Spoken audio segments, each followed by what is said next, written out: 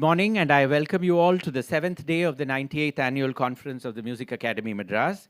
This morning, our prayer is sung by R. Mahati of the first year, and in keeping with the topic of the first lecture demonstration, she will be singing Veena Ābhērī of Muthuswami Dikshitar in Ābhērī, sung with the Shuddha Daivata.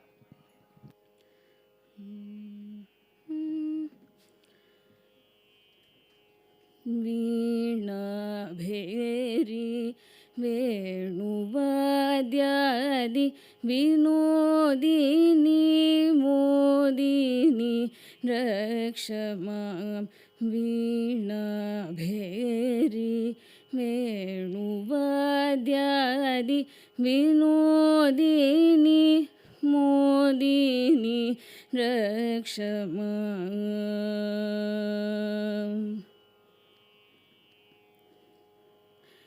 घोणी वदनादि विनुत चरिते गुणरहिते विधि गुरु गुहमहिते घोणी वदनादि विनुत चरिते गुणरहिते विधि गुरु गुहमहिते येणी रोचनि पाप विमोचनि इंदिरेश सहोदरि तलोदरि येणी लोचनि पाप विमोचनि इंदिरेश सहोदरि तलोदरि रिसा निस गगरि रिसा मम गगरि रिसा स पम पम गगरि रिसा नि the प स स मम प प स स स म ग म ग रि सा नि द प म ग रि सा नि वीणा भेरी वेणुवाद्यादि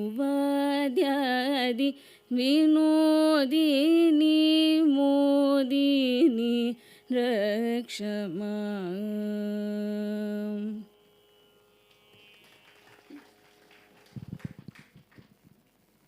Thank you. Our first presentation this morning, Medieval Transformations in the Raga, Ahari and Ābhērī, Dr. K Srilatha will be the presenter. A Carnatic vocalist and a music teacher, she received her music education from Srimati K. Bhama of Srirangam and later from Sangeeta Kalanidhi Sri R. K. Srikantan and more recently from Vidwan A. Sadasivam and Dr. Shakuntala Narasimham. She received her PhD degree in music this year for her thesis entitled Study of Musical Notations of Prabandhas from the Tanjavur Manuscripts from the Jain deemed to be University, Bangalore, under the guidance of Dr. Arati Rao, who presented yesterday. She is currently occupied as an independent researcher working on Carnatic music of the early modern era. Over to Dr. Srilatha. You have 45 minutes by the clock. Thank you. Thank you very much. Good morning and namaskarams to everyone. First of all, I'd like to thank the office bearers and the Secretary of the Music Academy and to the Sangeeta Kalanidhi designate, Mr. T.M. Krishna, for the opportunity that's given to me today. I'm also honored to present this talk in front of accomplished musicians, scholars, and the knowledgeable Rasikas assembled here. Today's talk is centered around the early modern era of Carnatic music, specifically the 16th and 17th centuries. At this time, the Raga Aheri and the Raga Ābhērī underwent a sudden transformation of their Raga Lakshana. So far, this transformation has been studied by scholars mainly through Lakshana treatise, or I would say only through Lakshana treatises. And today, for the first time, we will be looking at this transformation from a different angle, from that of manuscripts of songs from that era, that is the early modern era. A quick introduction to Ahari and Ābhērī. I'm sure this audience doesn't need it, but for the sake of completion, Raga Ahari today, or Aheri as we call it, is a complex raga. Although nominally it is assigned to Mela 20 in the Sangeeta Sampradaya Pradarshini, we know that it has both versions of Rishabha, Gandhara, Dhaivata, and Nishada, and as evidenced by the notations in Sangeeta Sampradaya Pradarshini. We also have excellent compositions by the Trinity in this raga. Raga Ābhērī, on the other hand, is mired in controversy in a way. There are two versions that we acknowledge today. One, the popular version, which is in the Mela of Karahara Priya and uses the Chatushruti Dhaivata. The other version is the song that we just heard from Mahati in the Ābhērī, or the Shuddha Abheri perhaps, that uses the Shuddha Daivata, and that is the definition that is given in the Sangeeta Sampradaya Pradarshini. However, today, we do not think of these two ragas in the same breath at all. So why are they together in the topic? That's because they had shared origins, and we will go to that time, that is the 16th century, when the story of Aheri begins. Here is a timeline, a fancy timeline that I've drawn up. I've divided this phase, that is the early modern and then the modern phase, into like 3 parts. In the first phase, we have composers such as the Talapakam composers and Haridasas, and then later on Venkatamakhi. In the middle phase, we go to Tanjavur region under the Marathas, and in the last phase is when the Carnatic Trinity appear. And today's today's discussion will center around the first 2 phases and not at all on the last phase. So there is a sigh of relief from all the practitioners. And what is the music of, or a southern music like at this time in the 16th and 17th century? 2 important things we can talk about in this time period. One is the musical forms called the Chaturdandi, that is the Alapathaya, Gita and Prabandha. These are popular. They are gaining in popularity, and a lot of texts talk about this. And then the other thing is really the Mela system is just evolving. The concept of a Mela is described, and at this time, it's merely a convenient way of grouping together ragas based on the swaras that they share. And later on, we have, during the same period, Venkatamakhi developing his 72 Mela scheme that we see in his Chaturdandi Prakashika. And this scheme continues to develop over the centuries until we arrive at today's 72 Mela scheme, with the Janaka Janya scheme. And today, we define most ragas through their Arohana and Avarohana. However, in the 16th and 17th centuries, this was not there at all. Let us see how ragas were defined in the Lakshana texts.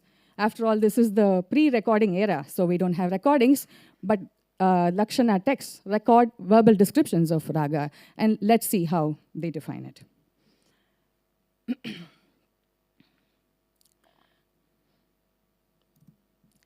So, the first time we hear about Raga Āharī is in the Swaramela Kalanidhi, a text written by Ramamatya in 1550.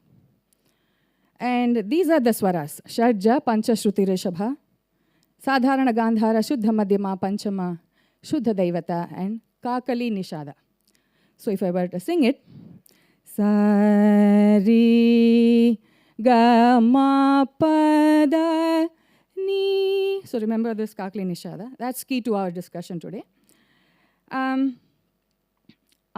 Okay, let's look at a quick description of how the texts of that era talk about these 2 ragas, and that's really important to our discussion. Swaramela Kalanidhi introduces the Aheri Mela. The Mela, I will simply tell you what are the 7 swaras that define that scale.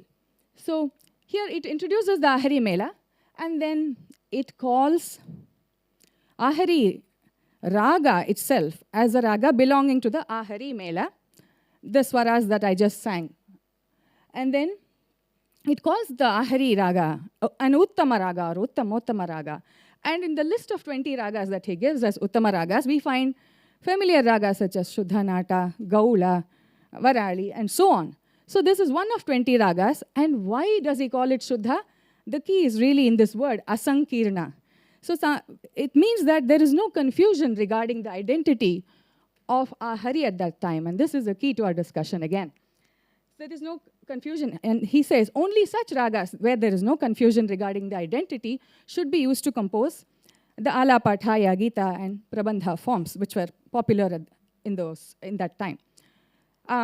So after that, we come to Sangeeta Sudha, where the Raga Ābhērī enters the Lakshana text.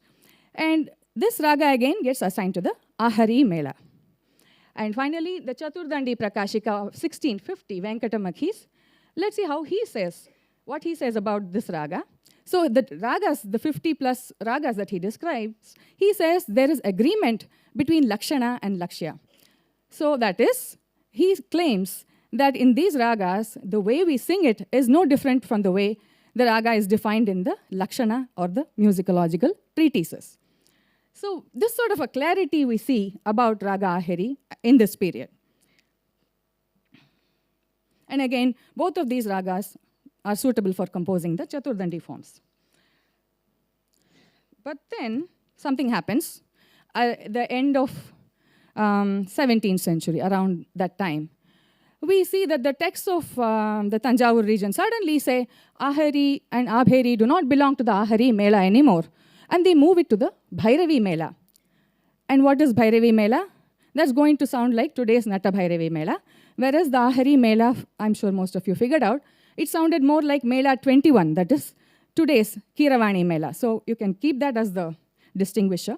So when the sudden change happens, the Kakali Nishada is dropped. And now both these ragas are going to take Kaishiki Nishada of the Bhairavi Mela.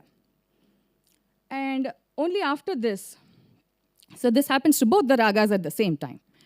And then after this, Aheri Raga alone undergoes some further transformations, but that is not today's discussion, so I'll stop with this period. And let's see what is really happening. One of the texts where we notice this transformation of the two ragas is the Raga Lakshanam of Shahaji. And I'm very interested in it, and we will see why it's interesting to look at that particular text.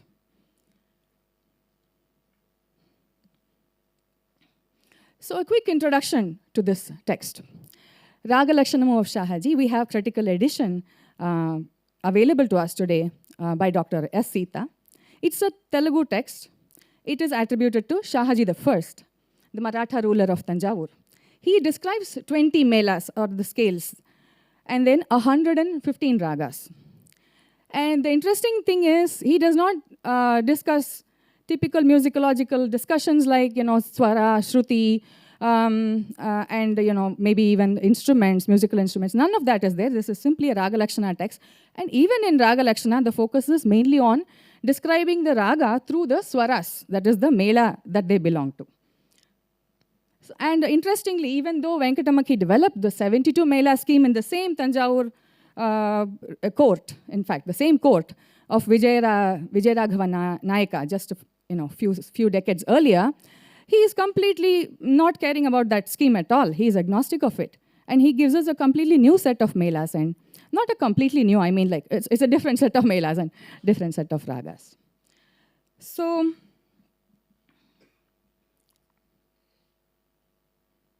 let us see how he describes the Raga Aheri. So I'll be touching upon Raga Aheri, Ābhērī now and then, and we'll be taking you through a sort of a journey, historical journey through the Lakshana text and certain new evidence as well. So here is the folio from the manuscript that contains the Raga Lakshanam of Shahaji. As I said, it's in Telugu. In the margin, it says Aheri Sayankala Geyam and Thakka Bhasha. And then on the right-hand side, he is giving a verbal description, saying Aheri ki Bhairavi Melam, etc. And below that, he gives a bunch of swaras, or melodic patterns. He calls them Udaharana. So let's look at the translation. So it says Aheri is to be sung in the evening. It's a bhasha of Takka. It belongs to the Bhairavi Melam. This is central to our discussion. So for now, I will not get into the details of the rest of the Raga Lakshana. So we see that first he gives a verbal description focused on the Mela of this Raga. This is followed by examples or attestations. So just as a dictionary might give, dictionary might give words and attestation for each word and how to use the word and so on. For each raga, basically Shahaji gives us a dictionary of ragas and attestations for all the ragas. In fact, most of the ragas, I would say. Now, where are these examples drawn from? If you can see the ones in bold, you can see the first phrase is, it says this is a Udgraha Prayoga. Again, Udgraha is a part of a Alapa composition. And that's a Chaturdandi form. And then next one is from the Thaya composition. The third one is from the something that he does not mention what it is. And then finally, a prabandha. So again, we see the theme of Chaturdandi. So far, scholarship has not looked at the sources that he might have drawn these melodic phrases from. There were various assumptions about it, and I'll not go into them for want of time. And then look at Ābhērī, very similar description. Bhairavi, it belongs to the Bhairavi Mela, and it has all 7 notes. They sound almost similar. And here he gives 5 examples drawn from the, again, Chaturdandi musical forms. In fact, I would like to point out that out of the 115 ragas in this text, for 90 of them, he gives examples from the Chaturdandi musical forms. So I'm curious to see what were the sources. We know that in this text, we see the transformation of Aheri and Ābhērī. What were his sources? Can we find some clues? And the only clue we have here is the melodic phrases themselves. So at this point, so we have this question, why did this change happen only to a few ragas? It's not as if all the raga descriptions in this text are wrong, only a couple of them are wrong. So we are curious to see why did that happen. I would like to introduce this set of manuscripts that are labeled Gita manuscripts. Basically, these manuscripts contain musical notations of the Chaturdandi musical forms. Many scholars have talked about, studied them in some detail, like Vasudeva Shastri's Thaya book is perhaps based on these manuscripts that are available in the Tanjavur Saraswati Mahal Library. And it's one of the largest repositories of songs of the Chaturdandi forms that we have. Now, I was able to look at around 20 palm leaf manuscripts, each of them containing easily 100 to 200 songs. So from these, we have a large collection of songs of the Chaturdandi, as well as another form called the Suladi. So in my research into Prabandha, and Dr. S. Sita and Veturi Anandamurthy and Dr. Aarti Rao have all shown glimpses of these manuscripts in their research. So I'll quickly go through some interesting features that are relevant to today's discussion.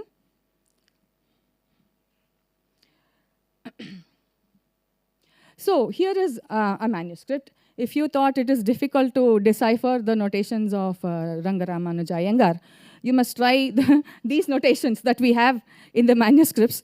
The songs are written end to end. Sometimes there is a brief marker that says something is ending. We don't know whether a section of a song is ending or the whole song is ending. There are a variety of problems. However, we are trying to sort of decipher these manuscripts. So here is a typical end of song marker that I have just pointed out there. It's a symbol like a flower-like symbol. And following that is the next song. And most songs have a brief heading section. And the heading section, just like we do in our notebooks today, the heading sections will usually have a raga name, a tala name, and the musical form, the name of the musical form. Here it's Pantuvarali, Trivuda. Trivuda is the way they wrote Triputa. And then Trikhandam. Trikhandam is the name we find in the manuscripts, regional name perhaps, for what appear to be the Gita musical forms. So I said there are 4 Chaturdandi. One of them is the Gita and the other is the Prabandha. So, okay, is this all we get? Do we only have these? So we rarely find the names of composers in the heading section. Today we might write that. But in my Prabandha research, I found composers all the way from Talapakam composers, Purandaradasa, several Haridasas, and then Bhadrachalam Ramadasu, Obaya Matya. So these are all spanning the centuries from 15th century to the early 18th century. We even have compositions by, obviously, our Venkatamaki, Muddu Venkatamaki, Shahaji, and even Ekoji II. That takes us almost close to the modern era, close to when the Carnatic trinity of Shyama Shastri Tyagaraja and Muthuswami Dikshita live in that Tanjavur area. So we do not know the composers in the heading, but we can find them in the mudra.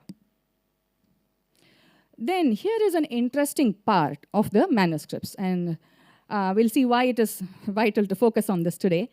The These are called the paratexts. So apart from just the song notations, we have additional information. I would not call it scribbled, but annotations in these manuscripts. And as it often happens in the case of manuscripts, the paratexts themselves or the marginalia themselves often become the subject of research. And that's what we are going to do just now in a quick instance. So here it says, Ide rendu matlu pada valenu mundara javada. That is, sing this previous section twice and then only proceed to the following section that is called the javada. And here is finally, we arrive at a very important paratext. We see not just the name of the raga of the composition, that is Shankarabharana, we see a little more information that says Kamboji Mela and then Gaula Nishada. So all of us who are familiar with music know that this is simply a shortcut way of describing raga Shankarabharana through the raga Kamboji or the Mela Kamboji. Basically, the Kamboji would have been today's Hari Kamboji equivalent, you can say. And then there is Gaula Nishada. So basically, it's very clear to us the Shankarabharana raga and the Kamboji differ only by the Nishada. So it says, remove the Kaishiki Nishada of Kamboji and substitute it with the Gaula Nishada. Gaula is our Mayamalava Gaula, that is the Kakali Nishada. Okay? So this is a roundabout way of arriving at Shankarabharana. We think everybody must know what Shankarabharana is. Apparently, they needed this sort of a translation to figure out the swaras of Shankarabharana at that era, whenever this manuscript was written. Let's look at a few more examples to really understand. Is this the way Shankarabharana is described across all manuscripts? No, not all manuscripts give Raga Lakshana details at all. Some of them don't care about Shankarabharana. They may care about a Bhinna Shadja, perhaps. So it's not like the same description is given across everything. It's not that all the manuscripts give Raga Lakshana details of this form. However, I see manuscript after manuscript following this convention where one raga is described through some other swaras of some other ragas. So here, we see Ramakriya. So Ramakriya is today's Kamavardhini. So you can imagine the scale in your heads. And then Ramakriya is described using the Gaula Mela. Very clear. Kamavardhini and Mayamalava Gaula differ only by the Madhyama. So it says Ramakriya, Gaula Mela and Varali Madhyama. Varali has the Prati Madhyama. In those days, it used to be called the Chuta Panchama Madhyama. Yes. And so that's very nice. Okay, this is a good equation. But what about the next one? You see, Ramakriya, it says Gaula Melam. And suddenly, the modifying phrase that we expected, that is Varali Madhyamam or maybe a Hechu Madhyamam, Hechu meaning higher Madhyamam, is missing in this particular manuscript. In a third manuscript, Ramakriya is defined using Pantuvarali. Now, where is Pantuvarali? It is not today's commonly held, Pantuvarali. It is Pantuvarali of those days had the scale of today's Shiva Pantuvarali or Shubha Pantuvarali. That is Mela 45. And here again, we would expect a modifying phrase that says Pantuvarali Melam and perhaps what would I expect? A Gaula Gandhara, perhaps. But that's missing here. And similarly, a same pattern. I've just given one more example. I'm sure there are other examples I can find, but for today's, just examples. So Vegavahini is defined as Kamboji Mela. This is very new to us. Through the swaras of the Kamboji Mela and the Rishabha of Gaula. So one manuscript says that, and the another one, the Rishabha of Gaula is missing completely. It just says Gaula Mela. And then finally, another says Saurashtra Mela. So we can see that this is sort of a motley collection, however, from obviously authoritative sources. So if I were to summarize what's really happening in these Raga Lakshana notations, we see that ragas are described, some ragas are described through the swaras of other ragas, very closely related through their scale. So a small set of well-understood ragas form the basis of all these descriptions. And what are these? Like, we just saw Kamboji Mela, Gaula Mela, Varali, these names, I mean the right-hand side of this equation where we have the ragas that are used to describe other perhaps unfamiliar ragas. So what are these familiar ragas that are used to describe all other ragas? I'm happy to say you all are familiar with most of these. Nata, Gaula, Varali, Shri, Kambhoji, Bhairavi, and Mukhari. Now, this Mukhari is not today's Mukhari, Mukhari of the olden days, which stood for today's Mela 1, that is Kanakangi or Kanakambari. So with Mukhari, they will get all the Shuddha Swaras, Shuddha Rishabha, Shuddha Gandhara, and so on. So just using these set of ragas and the swaras that these ragas provide, they seem to have used these as a way of communicating among themselves, perhaps musicians, about any raga that they encounter that they are unfamiliar with. So describing the unfamiliar through the familiar, and we use this technique all the time when we learn music or when we learn a new raga, where we simply know, oh, okay, this is just a Gandhara, you replace this and you get a new, this new raga and all that. So this is seen all over the manuscripts. So this is a raga lakshana of a kind that we have not seen before. And we will see why this is relevant to our discussion today. And also, importantly, this avoids technical Shruti-based description of swaras that we typically see. We will say sometimes Pancha Shruti Rishabha, Shat Shruti Dhaivata, Chuta Panchama Madhyama, and you'll be scratching your head if you're not familiar with the musicological text, and also which musicological text to refer to, and how did they arrive at the difference between a Chatushruti Rishabha and a Pancha Shruti Rishabha and a Trishruti Rishabha. None of these discussions are seen here.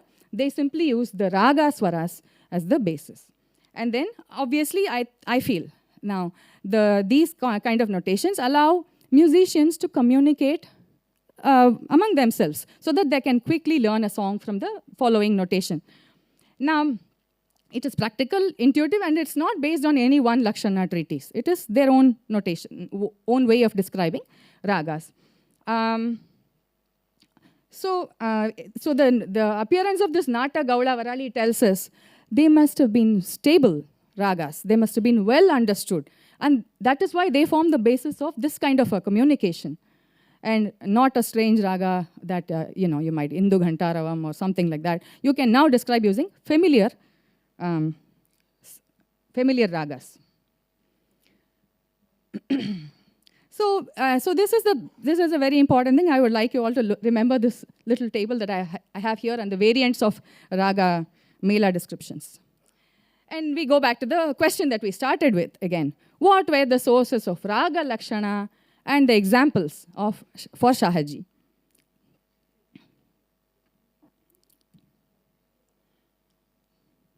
So now I'm putting together two things. One is Shahaji's Raga Lakshanamo, and the other is the manuscripts that I just described, which contain many songs. So in past research by Dr. Aarti Rao, she had pointed out that she was studying Suladi notations, and she had pointed out that, the Suladis that I'm studying contain some melodic phrases, and the same phrases are found in Raga Lakshanamo of Shahaji. He gives examples for each raga. So for those ragas, she found, my Suladis have these phrases. So that was the initial impetus. And so in my PhD research into Prabandhas, I found that Shahaji has given Prabandha Prayogamu for some 20 ragas. And I found that I could find almost 15 of them in the manuscripts. In these manuscripts, I could find 15 of the songs that contain the examples given by Shahaji. So now, I'm curious to see, will we find the examples that Shahaji gives for Ahari and Ābhērī in these song manuscripts? It's a long story, but we will get to the point very soon. So here. So of the 4 examples that he gives, I was able to, with a powerful magnifying glass, and spent hours and hours going through the manuscripts, looking for where are all the Aheri compositions and do they contain this particular phase and so on. Complicated, or I would say exhausting process. I found 3 of the examples given by Shahaji. One example, I'm sure, given more time and perhaps a bigger magnifying glass, I can find that also in some corner of the manuscripts. It's also possible that is lost whatever that manuscript that he referred to was. So all the 3 examples of Aheri, and here is an interesting example. This says Ahari Dhruvatala, and the starting line is Arere Madana Rao. Whereas Shahaji's example says Paduma Devi Manoramanu Dana Karna Samanu. But I realized that that is not the starting line. What he's giving is some line from inside a composition. So it's actually hidden. If I had the first line, it would have been so much easier to find the song. Then this song starts Āharī Madanaravu, and the line, that line that he cites, is dedicated to Veera Rudra Pratapa, son of Purushottama. And this Rudra Pratapa or Pratapa Rudra happens to be a Gajapati king from Odisha region. So this song is dedicated to him. And he apparently ruled that place in the late 1500s and early 1600s. So Shahaji is citing a song that was composed in the past. We don't know the composer because I could not find the mudra. Oh, sorry. And all the attestations for Raga Ābhērī, I was able to find the corresponding songs. And here is an interesting observation. This first line that says, Kam Sahim Saka, that is from a Gita, and that is extracted from a Gita that starts with the lines Uddhata Shiromani. And this Gita has been published in the Sangeeta Sampradaya Pradarshini. Finally, we find some connection to today through the Sangeeta Sampradaya Pradarshini. However, the Pradarshini does not have a mudra charana. And in the manuscripts, I could see that this song had a mudra charana that had the signature of Venkatamaki, son of Govinda Dikshita and Nagamamba. And this person is the author of the Chaturdandi Prakashika. And ironically, in the Chaturdandi Prakashika, Ābhērī is described as belonging to the Ahari Mela. That is, it takes the Kakali Nishada. And so this is the origin of this particular song. I do have a recording that I could probably play just for relief. Is that all right? So we'll listen to this. This is my home recording, so forgive me if you don't really like it. And in the tradition of reconstructions, I have tried to sing it in a very plain and staid manner. So let's hear just a little bit, perhaps. Uddhata Shiromani Kaurava Kula Samhara Karani Pancha Pandavara Kanare Veda Vidya Phala Pavana Koti Nama Prabhavu Mandaravani Dhara Bhara Durandharuva Re Re Ai Ai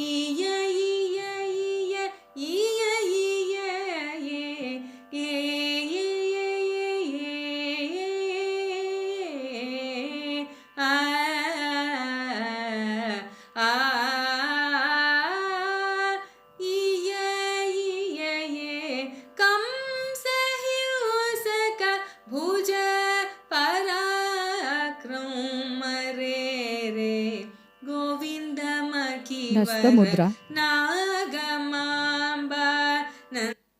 So I'll stop it there. So what, just for sort of talking about Abheri, what I observed was this Abheri is very interesting. The jumps from pa to sa are seen in this Abheri. And on the way in the descent, instead of sa ni da pa in my manuscripts, I have more of sa ni pa pa. So it sounds a little odd. One or two places I see sa ni da pa. In most places it is sa ni pa pa. Okay. And the tune of the Mudra Charana, I think Subbarama Dikshita has pointed out, is a repetition of the first Udgraha. That is the way the song started. And since the notations do not, in the manuscripts, do not have all these sthayi markers that tell you whether it is a Tara or Atitara or Mandra, I used my liberty to sort of reconstruct it in a way so that I can sing. I think Subbarama Dikshita starts in Atitara, Tara sthayi Dhaivata Panchama, whatever. It starts with like that, and I don't want to get into that discussion today. However, so this is that song, and this is how Abheri sounded in those days. And Ahari sounded very close to this. A slight difference I'll quickly point out after if we have the time later. So all the 5 examples given by Shahaji, now I'm able to find the songs that contain these phrases. And what do I do with this information? Now we have the songs. We also know that there are paratexts which contain Raga Lakshana in the manuscripts. So I'm trying to see the manuscript that contained this phrase cited by Shahaji, whether it has any raga descriptions. And here comes our interesting part. The Ahari is described as Bhairavi Mela and Hechu Nishada. Hechu in Kannada means higher. So it is Bhairavi Mela with the Hechu Nishada. So it says, take out the Kaishiki Nishada of Bhairavi, substitute the Kakali Nishada, and now you will get the swaras of the Raga Ahari. And in the other two, the Raga Lakshana is missing. But so I didn't want to give it here. But there are many manuscripts where Ahari is described similarly. How about Ābhērī? Okay, I found all 5 citations. All of them described Ābhērī through the Āharī Mela. That is, these manuscripts were written at a time when there was an Āharī Mela. That is, it used the Kakali Nishada. So here it says, Ābhērī ki Āharī Melam Sampurnam. So Aheri, what about Aheri Mela itself? In the next line it says, Aheri Bhairavi Melam Gaula Nishadam.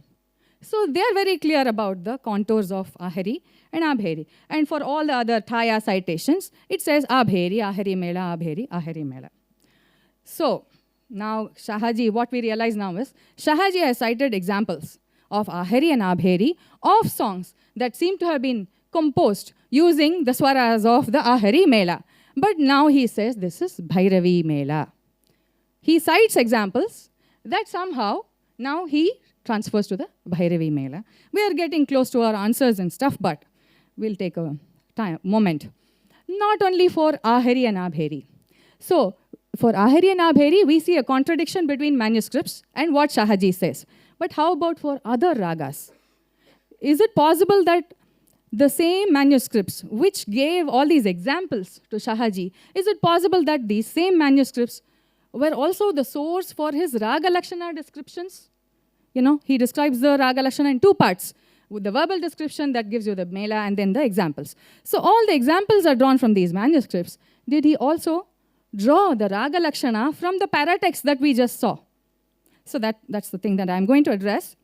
So quickly, so we know now that all the examples that Shahaji draws, we know which songs they came from. And in the manuscripts, we have the paratext that suggests that these songs were all composed in the Aheri Mela. So we have two things we are comparing. We have the big bunch of songs from the Tanjavur library. And then this short text, Raga Lakshana of Shahaji, which just gives brief phrases from what it claims are Aheri and Ābhērī belonging to the Bhairavi. Whereas in the manuscripts, the same songs we find are in the Aheri Mela. So I'm just showing that, well, this seems to contradict. Right? These 2 definitions of Aheri and Ābhērī are contradictory.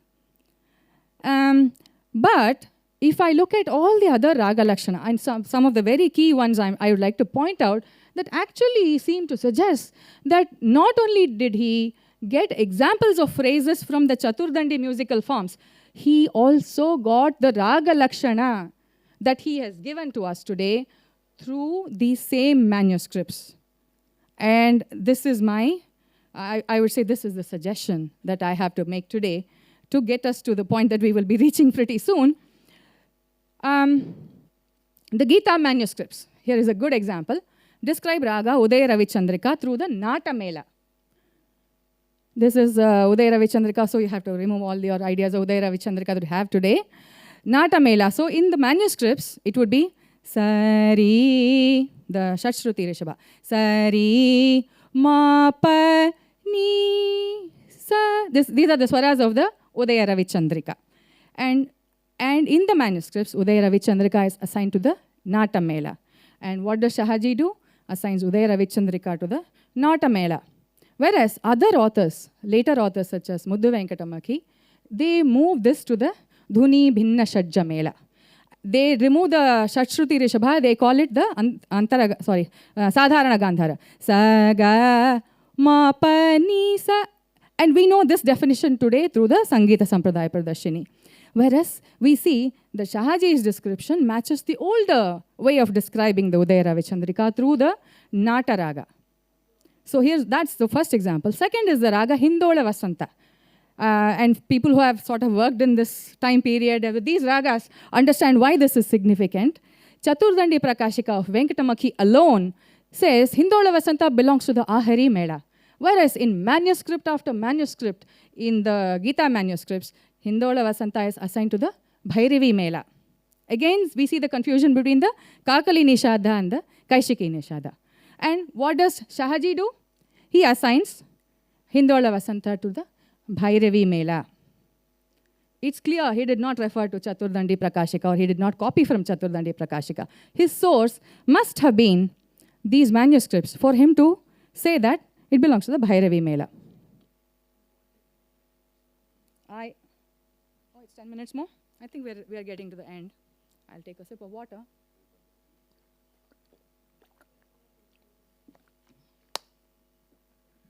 You've just come to the Alapana of the Ragam. But all this is important to get to the final place. Please do. We are almost there. Since I also played that song in the beginning, we have nothing to stop us from racing to the final. Here, the last line says, Bhinna Shadja belongs to the Bhupala Mela. This is also significant because Shahaji says, well, I don't like Bhupala being called a Mela because it only has 5 swaras. So he just reverses it and says, Bhupala belongs to the Bhinna Shadja Mela.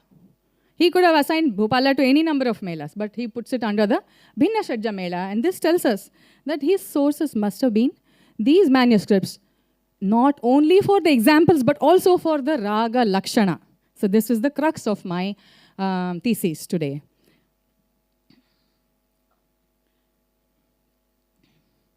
So finally, again, same thing, connecting the dots. What do we see? We see that both the Raga examples and the Raga descriptions are extracted from the same and, more importantly, written source. These are all written. When we say Lakshya, we often think, oh, there is a Lakshya Parampara we learned from a teacher and it's been passed on all the way to Subramanya Dikshita and then he wrote the notation. But what do we see? His sources were perhaps written. And I'll reinforce this a little bit in the next slide as well. So, written sources for both Raga Lakshana and the Lakshya examples. And then, what has he done to be sort of called a Lakshana Grantha? You really need to use the technical terms for the swaras. So, wherever we saw Ragas being used to describe swaras, he now uses the technical or the Shruti-based nomenclature. So, instead of calling something a Gaula Rishabha, he would have called it a Shuddha Rishabha. Instead of Bhairavi Gandhara, he would call it a Sadharana Gandhara, and so on. So this is the transformation that happens. And if you're interested, we'll look at all the swaras. For example, in the manuscripts, Shuddha Rishabha is often, always described as Gaula Rishabha. And then Pancha Shruti Rishabha is the term that is used in the Raga Lakshanamu. But then in the manuscript, you will find either a Bhairavi or a Sri Raga Mela, depending on whichever is closest to the Raga that is being described, and so on. Shuddha Gandhara, that is what we call as Ga1 today, is described as Mukhari Gandhara, and so on. I think the pattern is clear. So finally, unraveling the Ahari puzzle. Most of you probably figured out by now that it's highly likely that the Aheri and Ābhērī Ragas transformed in just like one fell swoop, as they call it. So in that moment they transformed because Shahaji likely referred to a manuscript that did not have the modifying phrase of Gaula Nishada or the Kakali Nishada. And it simply said Ahari as a raga that takes the swaras of the Bhairavi Mela. So Gita manuscripts, Aheri is always described through the Bhairavi Mela that is closest to it. So Aheri is described as Bhairavi Mela and Kakali Nishada. Shahaji describes it as Bhairavi Mela. And where have we seen this pattern? Where the modifying phrase is missing? Where have we seen this before? And we just saw it in the examples of Ramakriya and Vegavahini and several other ragas. So the point that I would like to make is, these manuscripts are from a variety of sources. It looks like there are at least 2 types of manuscripts. One type of manuscript, perhaps supervised by a musician or a musicologist who really knows what he's talking about. And there, you have better descriptions of the raga with all these modifying phrases and so on. And there are obviously, not perhaps, I have shown examples of manuscripts where the ragas are not described completely. only a part of the raga description is seen. And this could happen for a variety of reasons. For example, a part of the manuscript may be damaged. It could be illegible.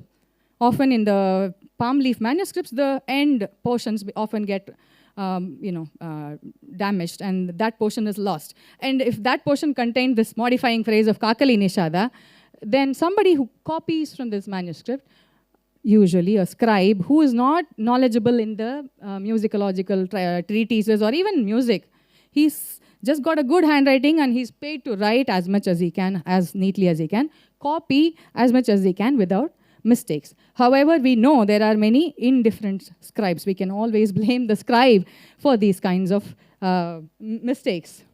So another important thing is also that these manuscripts are not as if they are the original manuscripts written by the Haridasas or Venkatamaki or anything. These are copies and perhaps copies of copies.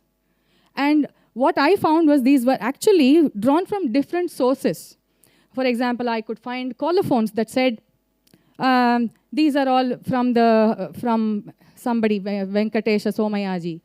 Another is from Ramabhadraya, the musician perhaps.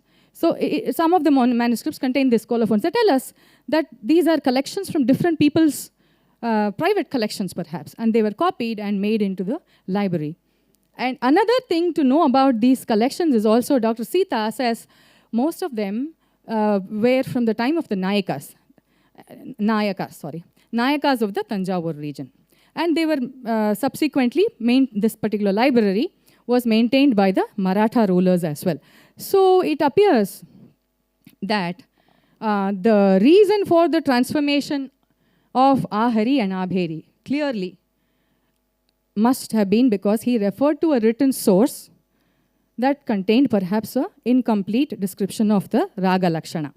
So textual transmission appears to be the source for change in Raga Lakshana of these two ragas. And I do reach the conclusions. Let's look at what are all the ramifications or implications. Those are bigger than I imagined when I started looking at the Aheri and Ābhērī. First thing, I feel Shahaji was an empiricist. So he wanted to give examples. He did not simply say, dictate, these are the Raga Lakshanas, and from now you will follow these Raga Lakshanas. No. He gives us examples drawn from Chaturdandi forms. And Chaturdandi forms, significantly, they all come with a notation. So it's easy for us to understand the raga when you have a notation of a song. So we sort of understand his mind better when we look at his text along with these manuscripts. If we look at his text by itself, you may get the impression that it's a little disorganized perhaps. And we don't know, why is he giving this phrase for this raga and so on. For example, in Kedara Gaula, he gives a phrase that includes dha,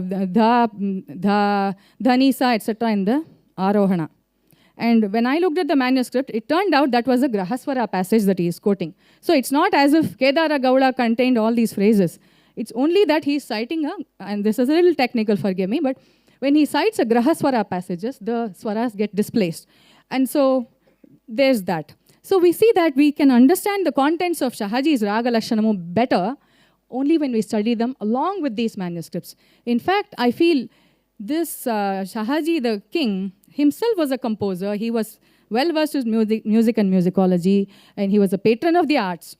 And he had inherited this huge collection of manuscripts from the time of the Nayakas. As I pointed out, Gajapati, Kings, Bhadrachala Ramadas, so all these people's compositions and many ala patayas are all available here. He didn't know, perhaps, what to do with these, but he was keen on extracting raga information from these manuscripts. And it appears that that is what we see when we look at the Raga Lakshana of Shahaji. So that's the first point. We have to look at his work through these manuscripts. The second point, obviously, I pointed out, this is also a great example of an early modern example where a transformation of Raga Lakshana occurred not through an oral transmission. It's not as if the guru actually sang Kakali Nishada, but the Shishya heard Kaishiki Nishada. And it's not as if the flute, the half position of that whole or whatever, resulted in a Kaishiki Nishada, whereas the unblocked would result in a different swara. None of those. This is a simple transformation that seems to have occurred because he referred to a written source where Aheri and Ābhērī are consistently described through the closest mela, that is the Bhairavi mela. So Bhairavi being mela 20 and Aheri being mela 21. That's the closest. So consistently in the manuscripts, these two, this relationship is maintained. And so it was easy for this transmission through textual tradition to have been the cause of this change. Now, so the ramifications again. What happened when he changed these two ragas? All the other texts of the Tanjavur region following this, they all suddenly say, yes, Aheri now takes the swara of Kaishiki Nishada. Ābhērī takes Kaishiki Nishada. And we find that in Muddu Venkatamaki's Raga Lakshanamu, we find that in Sangraha Chudamani, and all the other texts that are based off of these two texts. And that is what we have inherited today as Ābhērī in Sangeeta Sampradaya Pradarshini. The Veena Abheri that we heard first was based on Shahaji's version of Ābhērī. That was transmitted through other texts, including the text that Mudduswami Dikshita most likely referred, that is Muddu Venkatamaki's Raga Lakshanamu, where it takes the Kaishiki Nishada. And today we have discussions about this, how the trinity of music have composed in this Ābhērī, for example. And let me word this a little carefully. So this is an example of a complex and reciprocal relationship between the oral and written sources. So for example, Shahaji referred to the Lakshya and he wrote a text. But then what happens? We trace our understanding of many ragas, not just Aheri and Ābhērī, through the compositions of the Trinity today. Through an oral tradition. We say, we learned this from our guru, who learned from some other guru, who learned from perhaps Tyagaraja himself or Dikshita himself. But then what do we see? Mudduswami Dikshita has referred to a Lakshana text. And that's the reason that we have the Mela 20 as the basis of today's Ābhērī. So he got the definition of Ābhērī from a Lakshana text and decided to compose in that Ābhērī. And that has now become the prototype for us modern musicians to understand Ābhērī. So this is an interesting example where we can see that even the greatest of composers were always curious about some old raga. In fact, Ābhērī is described as a Vinta raga by Sambamurti as early as just 100 years ago.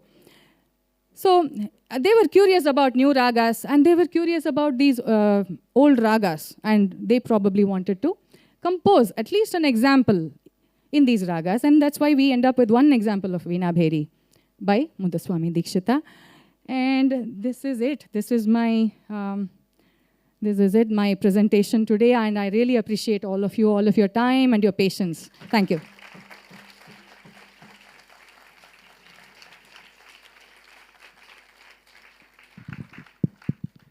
Thank you. Thank you very much, Dr. Srilatha.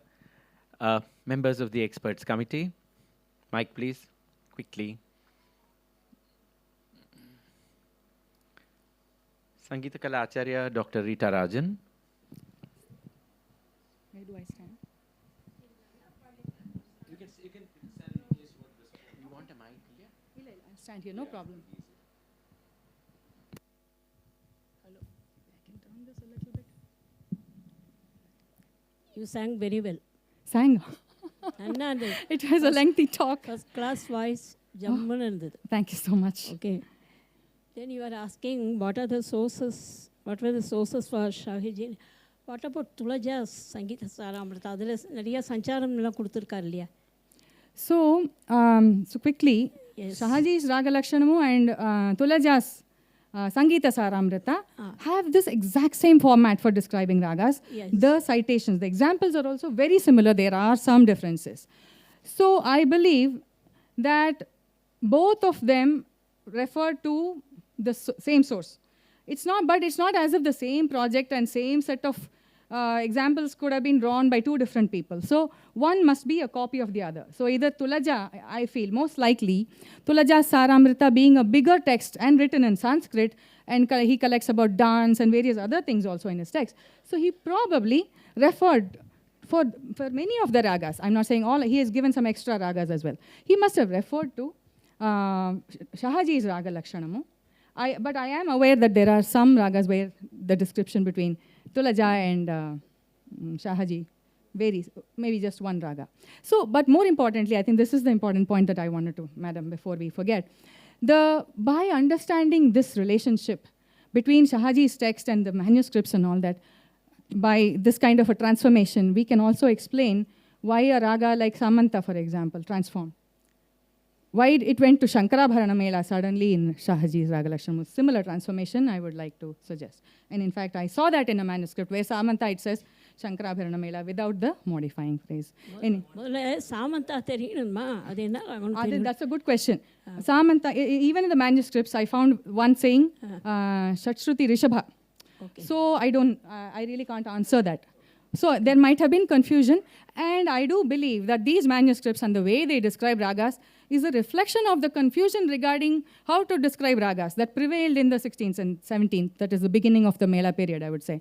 It seems to reflect, they are not able to say which Mela should I assign this to, and each one picks a different Mela, and that is reflected in these Raga Lakshana that we just saw, paratexts that we just saw. இப்போ ஆஹரின்னு நம்ம use பண்ணுறது இல்லை, ஆஹிரி தான் சொல்கிறோம். அது வந்து இந்த வக்குலாபரணம் அதோட சொல்கிறோம் இல்லையா, that's one point. Then this இந்த Hindola Vasantham, Suddhadesi, all these raga, even Hindolam எல்லாத்துலேயும் தெய்வத்தம் சுததேவதை ஹிந்தோளத்தில் சதுஸ்ருதி தெய்வத்தம் வச்சு பாருது இருக்கு. அண்ட் ராரசீதா இந்த தியாகராஜ சுவாமி கீர்த்தனை அது கூட the Peri Devatam, those practices have come into existence. 22nd poet. What is the role of the 22nd? Sri Raga, you call it Sri Raga. But you talked about 20th Mela and that 21st. What was the role of Sri Raga? So, I mean, I'm really not focusing on modern composers. I'm stopping at that place because the transformation of Aheri and those kinds of ragas is very complex. In the manuscripts, we do not find answers to those kinds of questions.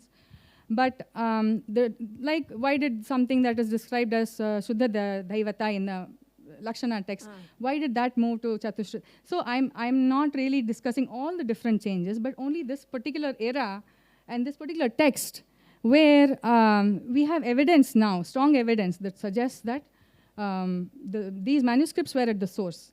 And all of these may have to be studied, I feel, madam. Different, perhaps it's not the same methodology. We may have to look at other sources and things like that. I am really not sure how to answer that. Thank you. Thanks.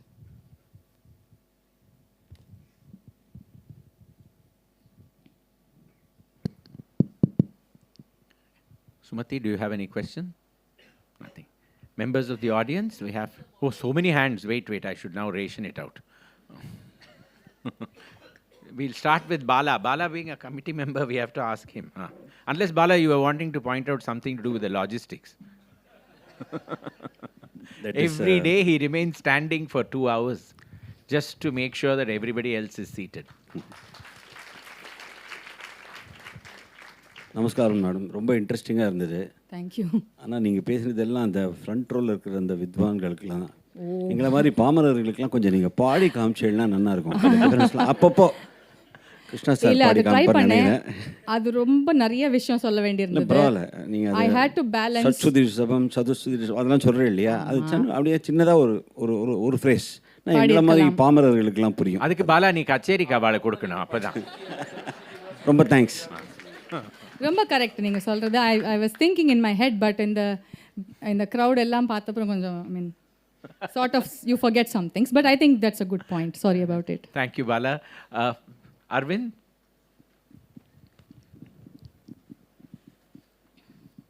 Hello, thanks for the presentation. Hello. And I have read your paper on the modern version of Aheri and thank you. Ābhērī, I'm sorry. எனக்கு ஒரே doubt தான். சொல்லுங்க. இப்போ ஆபேரி வந்து ஒரு ஸ்வர வித்தியாசம் இருக்குது. ஆமாம். ஹிந்துல சிந்தா சேம். பட் ஆஹிரி இப்போது நிறைய ஸ்வரங்களுக்கு மத்தியமம் ஒன்று தவிர, ஐ மீன் மத்தியமம் தவிர மற்ற எல்லாமே இருக்குது. How can we account for this difference? இது அப்புறமா ரிசர்ச் பண்ணணும். I have some thoughts. If I am able to, I will perhaps write a paper on it. That is, Āharī's transformation is beyond all imagination. Ilya? From this origins. It is very clear. At 16th, 17th century, it is Uttama Aheri, no confusion, including Venkatamaki says that. Shahaji also doesn't raise any questions about this Aheri. Avuru adha pannirkar. Only problem is he removed the Kakali Nishada and put சின்ன நிஷாதம் போட்டார், பெரிய நிஷாத்துக்கு பதிலாக. அவ்வளோதான். என்னன்னா அந்த காலத்தில் எந்த ஒரு மனஸ்கிரிப்ட்லையுமே அந்நிய ஸ்வரம் கொடுக்கறது இல்லை. Leave it, this is mela. Even for janya ragas நம்ம வந்து அந்நிய ஸ்வரம் கொடுத்து அங்கே கொடுக்கல. அப்படி இருக்கிறச்சே how can we account for these many swaras coming in one particular raga? அவா கொடுக்காம போயிருக்கலாம். But the manuscript should have said, but even these raga Lakshana manuscript, Gitadi manuscript I have seen also, அதில் கூட எந்த ஒரு ராகத்துக்குமே to my memory more than 2 swaras, like same variety of a swara has been given. இப்போ காம்போஜி மேளா காக்காலி நிஷாதான்னு இருந்ததுன்னா we can take it as Shankarabharanam. Almost closer இருந்தா பரவாயில்லை. Aheri completely transformed. But if a raga takes the Shankarabharana mela, so Kamboji mela, it also has 2 varieties of nishada or daivata அப்படின்னா அப்போ பிரச்சனை வருமே. அந்த மாதிரி ராகத்தம் சொல்லியா இப்போ கன்னடா மயிலா சொல்ல ராகத்துக்குலாம் we cannot take exactly from the manuscripts, whether it's a Bhashanga raga, Upanga raga. அந்த மாதிரி ராகமா ஆகிரி இருந்ததுன்னா. And my point is, in the written manuscripts that Shahaji has referred to, அதெல்லாம் இதெல்லாம் கண்டுக்கவே இல்லை அவ. அதுதான் சொல்கிறேன். So if that was his source, obviously he didn't care about documenting that either. And further musicologists didn't care about documenting it either. If I can just add, maybe also the issue is perceiving something as Anya Swara, no? Yes. It has come from some very modern thought process. Yes. That Anya.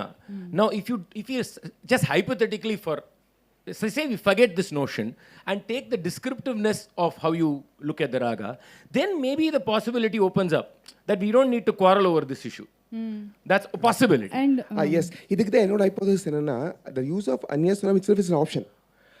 அந்த phrase actually even if you take Sahana in the Sampradaya Pradarshini, இப்போ அந்நியஸ்வரம் வந்து ஒரு இடத்துல தான் use பண்ணுவோம், ஒரு phrase-ல.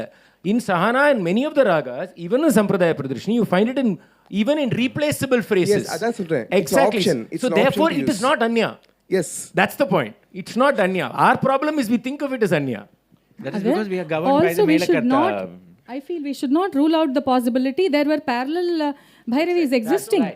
That's the whole parallel Bhairavis existing. And இன்னைக்கு நீங்களாம் நோட்டீஸ் பண்ணிருக்கலாம், சங்கீத சுதால I found several examples. In சங்கீத சுதா அங்கே ஒரு கோடியில் இருக்குது பைரவி மேளத்தில் அங்கங்கே சதுஸ்ருதி தெய்வத்த பிரயோகம் வரும். But he does not tell us which prayoga is in Bhairavi. So at that time we all say very authoritatively, appa ella Bhairaviயும் natta Bhairavi Shuddha Daivatam. But Sangeeta Sudha early 1600s he says anga enga in the Chatushrati Daivatam varum Bhairavi lenata. There might have been parallel traditions. Otta Shuddhama paadinirkalam, innutta idu panirkalam, and musicologists decide, okay, I'll pick this based on my textual tradition that starts with Purandaradasa and Vyasa and whatever, Talapakam and Mava. They might pick something that they document in the manuscripts. Chinna doubt. Thank you, Arvind. Now we have to move on because there are others as well. I think Ritvik. There's one more person. Hello. Good morning, ma'am. I had a question. In that table that you presented that you wanted us to make a note of, ragas like Vegavahini, Udayravi Chandrika, etc. Udayravi Chandrika. Yeah. In that table, those ragas are referred to a melam, saying that it is under a certain melam, like Nata melam or Himbola Avasantam. They take the swaras of the mela. Appo under this mela Janaka Janya kadayadu. Got it. So these ragas are not mela ragas, so they need the identification of which melam they fall under. But when Aheri as a ragam was already under a melam, why was there way of referring to it in context to the Bhairavi Melam and then saying the knee is different? Excellent question, and I think we should understand it this way. Āharī Melam irundirkalam, adu maybe ella edathilum familiar ah illama irundirkalam. So Bhairavi Melam clear ah irukku, everybody understands, and that's why I said note those few ragas. 72 Melakarta avarkitta illa, he had 5-6 ragas. That is, these people who are writing all these manuscripts, making all those Ragalakshana annotations. அவள் வீட்டில் உட்காந்து எழுதுறாரோ இது பைரவி கிட்டத்தட்ட பைரவி மாதிரி இருக்குது, ஒரு நிஷாதம் change ஆயிருக்குன்னு எழுதுறா. And they all associate Ahiri with the Bhairavi mela consistently, because அதுதான் க்ளோசஸ்ட் அந்த காலத்தில் இருந்த ராகங்கள் அந்த மேளங்களை பார்த்தேலனா. So the point I am trying to make is Ahiri might have been an unfamiliar mela, which perhaps also accounts for the fact that later musicologists did not correct it. ரொம்ப பாப்புலராக இருந்ததுன்னா ஐயோ இது ஏதோ தப்பாக இந்த டெக்ஸ்ட்டில் எழுதிருக்கு, லெட்ஸ் சேஞ்ச் இட் பண்ணலையே. I feel there might have been an element of, Sorry, I'm interrupting. I'm asking another question. Is it also possible that the way the Gaula Nishada was sung had a distinct meaning? இப்போ ஒன்றுமே இல்லை, பேகட மத்தியமம்னு ஒன்று இன்னைக்கு கூட சொல்கிறோம். Okay, now whether it is really different is a different issue. But is it possible that the Nishada was sung to just add to his question, in a specific manner, that it was also describing it in some fashion? Is it possible? Definitely possible. In the Madi questions alana I really enjoy because it stretches our imagination a little bit. But one disappointing thing I found is இதே ஒரு இடத்துல கௌள மேளம்னு கௌள நிஷாதன் போடுறா, இன்னொரு இடத்துல sometimes காக்கலி நிஷாதன் போடுறா, sometimes அந்த ஹெச்சு நிஷாதம்னு போடுறா. அந்த ஹெச்சுக்கு என்ன மீனிங்? பெரிய நிஷாதம், அவ்வளோ. நீங்கள் எப்படி வேணால் படிக்கோங்க, க்ளோஸ் டு ஷர்ஜா படிக்கோங்க, அப்படிதான் இருக்காங்க. Manuscripts are very easy to understand on the set of manuscripts that I'm looking at. So thanks for that question. I did not find that distinction in the manuscripts. Last question for the morning, the lady there. Hello. Hi. Yeah, hi. So I would like to place on record that I have come across a very interesting manuscript which belongs to the same period, the early 18th century, wherein the author talks about raga, how it has evolved as a combination of two or more ragas. So now all these problems that so many musicians here were discussing was all attribution to a particular mela. But there are also certain ragas which have evolved outside this.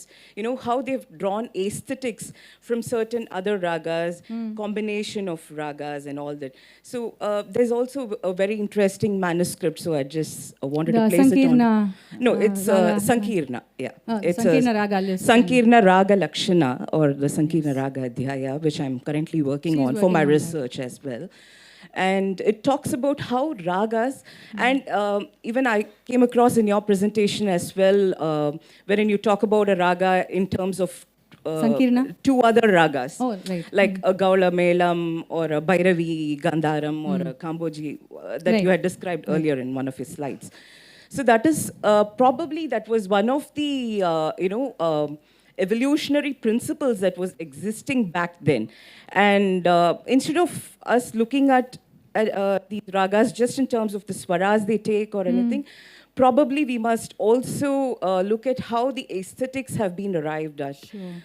So that would probably give us a more whole picture of the raga. I've looked at one set of manuscripts, one set of musicology texts, and I have been able to arrive at a correlation between the two. If we are able to do similar correlations with other manuscripts from perhaps other places, other regions, and somehow associate that with the Aheri of today, I would be the happiest person in the world. Because the Aheri today that we sing, as Dr. Arvind Payam pointed out, barring the Pratimadhyama, we employ all swaras. Yes. So how can we even validate These are, I would say, the beginnings of the Aheri that I see, that we just discussed is really 16th, 17th century. So we do not really know. I'll just give this example because it's at the top of my head and I really don't want to leave you all in suspense about how I'm looking at it. We know Devagandhari, the old Devagandhari with the Sagamapanisa Sanidapa. Sagamapanisa Sanidapa Magarisa. But today's Devagandhari, completely different. So how can you rule out the existence of one Aheri that came from the textual tradition and another Aheri that was really popular, which is why we have so many compositions of the Trinity. In fact, most of the ragas that you have mentioned here, the Udaya Ravichandrika, the Hindola Vasantam, all have more than one or two versions to their this thing. We have compositions. So I appreciate that. Thank you. Thank you so much. I now hand over the mic to Sangeeta Kalanidhi designate Sri T.M. Krishna. First, I just want to say a general comment that, sometimes when you listen to when you stumble upon a new idea as a musician, you don't know it's new. You sing it and you're like wondering how beautiful it is. That's exactly how your lecture was today. It's exactly the anubhava of stumbling upon something and saying, oh my God, was truly how we experienced lecture. I can imagine how it would have been for you in the process. Thank you so I can much. completely imagine that, and I really want to appreciate the emotion behind what the you bhava presented, of, the bhava of what you presented. Yes, of the discovery. Yeah, first I want to say that. Secondly, you know, just a few, I've always had this peeve about why we kind of inverted this whole idea of Lakshya, Lakshana in the South to a large extent and followed Lakshana after a point. Unfortunately, not allowing Lakshya to lead Lakshana.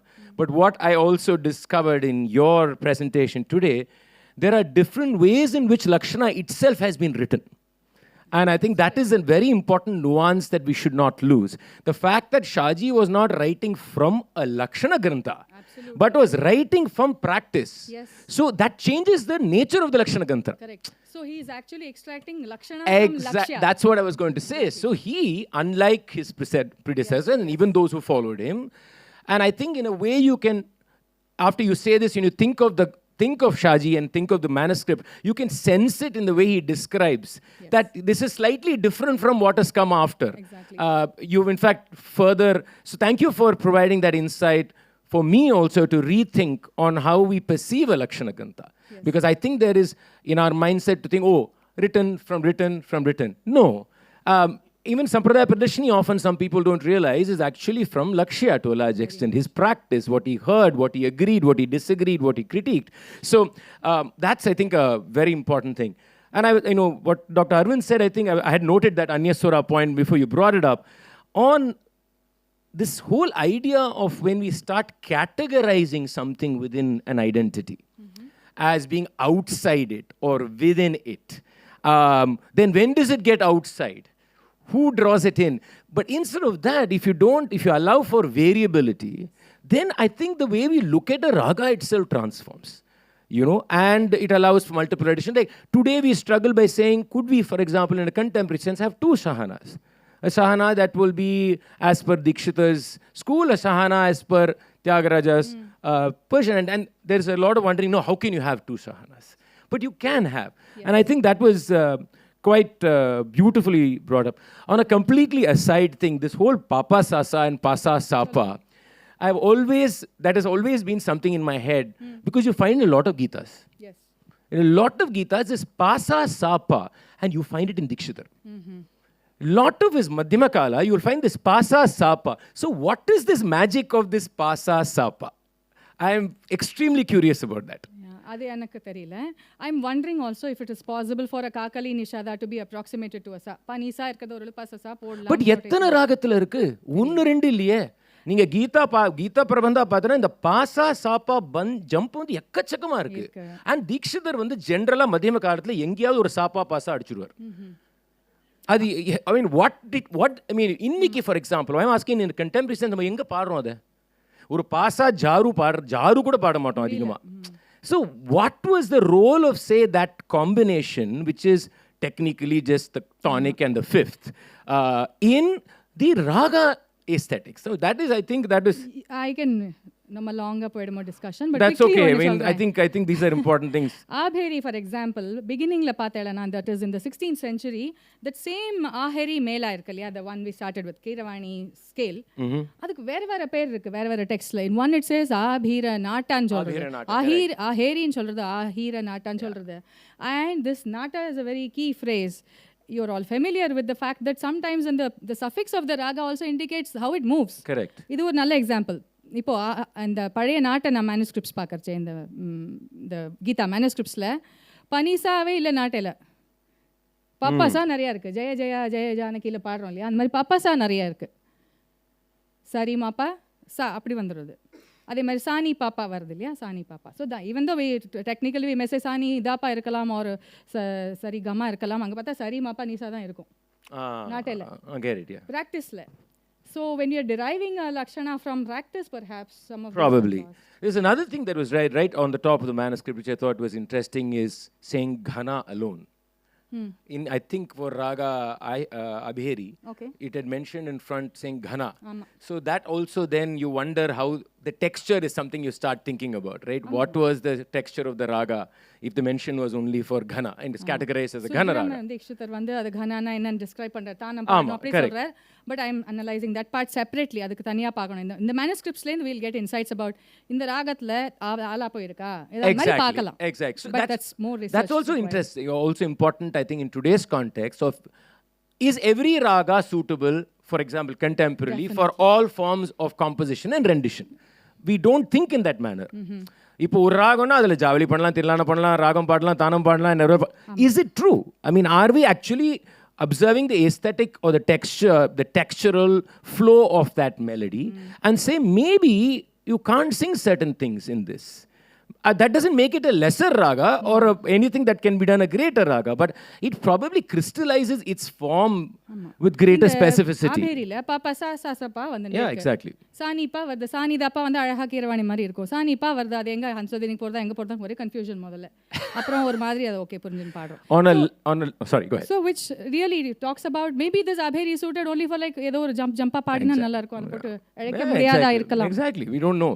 But and I, on a lighter note, thank you for creating a new problem to Abheri.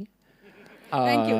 We already எந்த தா பாடணும் இந்த தா பாடணுமா அப்புறம் அதில் இன்னொரு complication சில பேரும் இல்லை சார் பஞ்சஸ்ருதியும் சதுஸ்ருதியும் ஒன்றும் இல்லை சார் அது பஞ்சஸ்ருதினால கொஞ்சம் அதிகமாக இருந்திருக்கும் இந்த ஒரு extra complications கொண்டு so thank you very much for helping us in our already struggling journeys. Struggle I feel it's become easier now. எல்லா ராகத்தை வச்சு சொல்லிடுங்க அவ்வளவுதான். இல்லை இப்போ என்ன வேணா பாடலாம் அதனால ரொம்ப ஈஸி அது வேற விஷயம்.